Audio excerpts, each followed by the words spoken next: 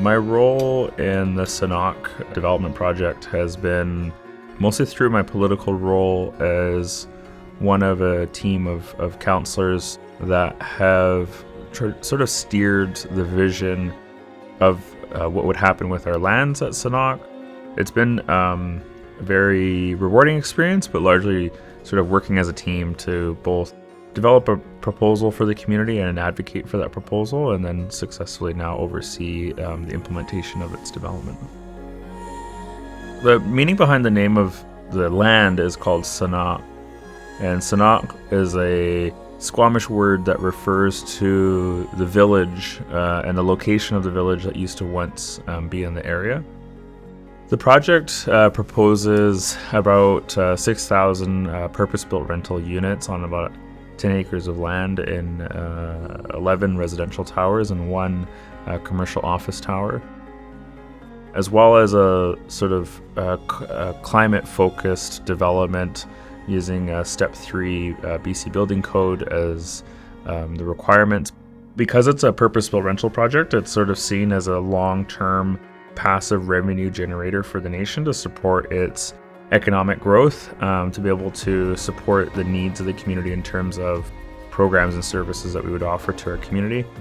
And we've partnered with CMHC on a $1.4 billion loan from the federal government through the Rental Construction Financing Program for Phase 1 and 2 out of 4.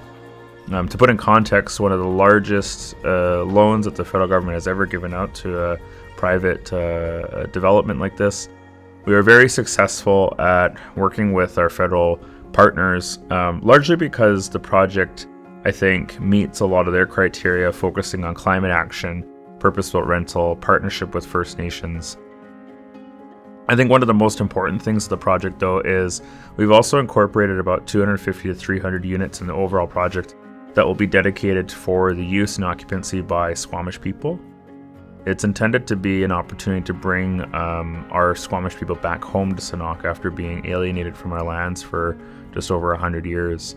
And so, as it's fully built, be approximately 4, 5, maybe 600 Squamish families living at Sanok once again, and living in the sense of having a community with access to services. So very exciting for us to be able to bring our people back home.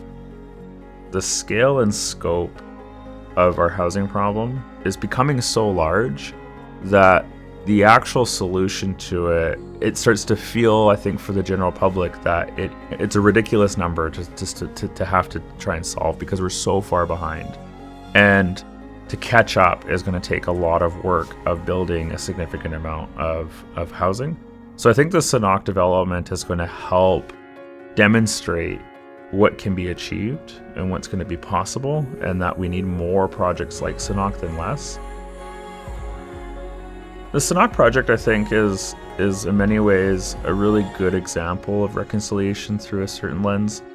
What's been exciting about the Sanok project is that it's been a collaborative process between all levels of government and the Squamish Nation. It's been done in a very good faith, mutually respectful way, where there's a level of recognition at a government-to-government level, and that it's a type of partnership that is done through cooperation and collaboration.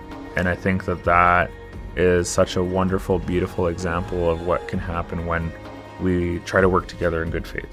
And I think as a collaboration, I think people should praise and be very happy that we have all these governments working together to achieve something that's going to benefit all of us as well. And I think that, for me, the impact is that Sanok demonstrates a new level of thinking around what's possible when it comes to housing.